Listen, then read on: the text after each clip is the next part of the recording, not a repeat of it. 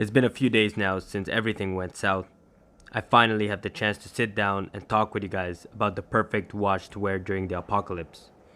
Upon research, I found Watchfinder's video recommending a $55,000 Royal Oak, a U-boat, and a watch so big the zombies almost caught me wearing it. Today's episode we're going to focus on the real choice you would wear during an apocalypse. The watch of course comes from the house of G-Shock, and of course we're talking about none other than the DW5600MS.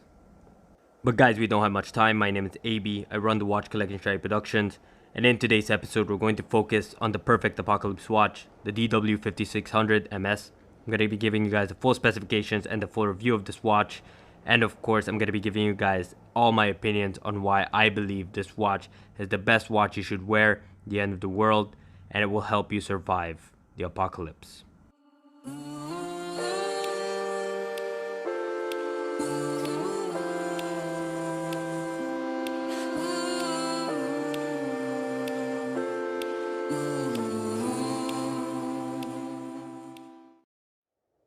Picking up the watch for the first time, you notice how incredibly stealthy the 5600MS actually is, which is what makes this watch so great, but it's also one of its downfalls.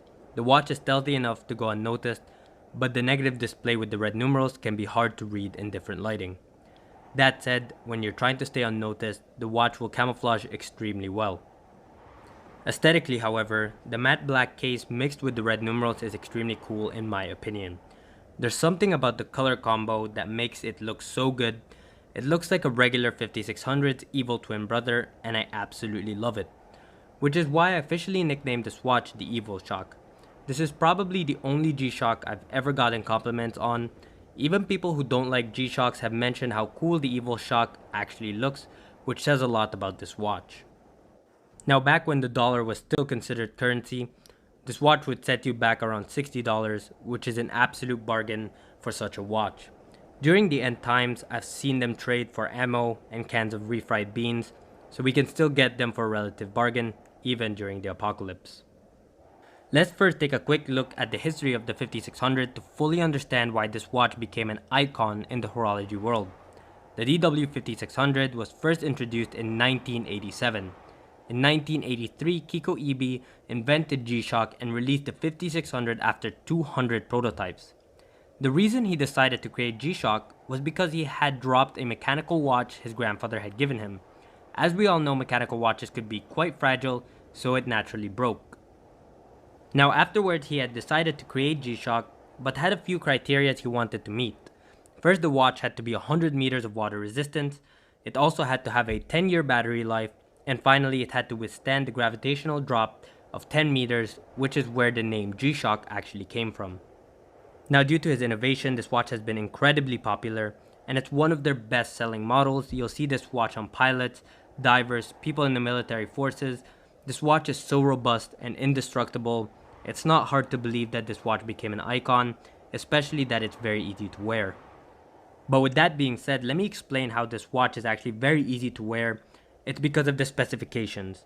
Now, taking a closer look, this watch actually has a 42.8mm case, which makes it actually very small considering G-Shock standards. Now, for a lot of collectors, 42 isn't small, but when you actually wear this watch, it's very wearable, especially that it has a lug-to-lug width of 42.8mm. That just means from top to bottom. Now, pretty much having this watch 42.8mm all around puts it at the Goldilocks size for any wrist size. If you have bigger wrists, if you have smaller wrists, this watch will fit comfortably. Finally, aiding the comfort would be the thickness of this watch, which comes in at 13.4mm, which isn't hard to believe for a quartz watch, but it is pretty slender. This has got to be the most comfortable watch I've ever worn, especially when you're trying to run. The watch weighs a mere 60 grams, pretty much disappearing on your wrist throughout the nightfall, and I tend to forget I even have it on at times. When diving is the only way to escape, you'll be glad to know that your EvilShock has about 200 meters water resistance, so you'll most likely bite the dust before the watch does. Now, I know many will mention that the fact it doesn't have solar makes this the worst watch you could wear in an apocalypse. I'm gonna talk about that later down the road, but let's first talk about the movement and the general specifications of this caliber inside this G-Shock. The watch has the most basic movement there is when it comes to G-Shocks. It has everything you need, however, and nothing you don't. An alarm, a countdown timer, a 24-hour stopwatch, the time, the day, and the date. While there are G-Shocks out there with more functions, this for me is perfect, and there's really nothing else I need beyond these functions. Although maybe a world timer would be a great addition, it's not a necessity for me when it comes to G-Shocks. Now, if you want to learn more about the function of this watch, I would like to direct you after this video to my good friend over at the Watch Geek channel, where he has a full tutorial of this module where you can learn how to fully operate the watch and set it. I highly recommend checking it out because he makes setting this watch dummy proof, or for people who are too lazy to read the manual like me. I'll have the links down in the comments and the description so you guys don't want to miss it. My final thoughts about this watch: it's the best looking G-Shock I've ever seen, although I might be biased. There's just something about that matte black case with the red numerals that makes it look so cool, which is why I dubbed it the EvilShock.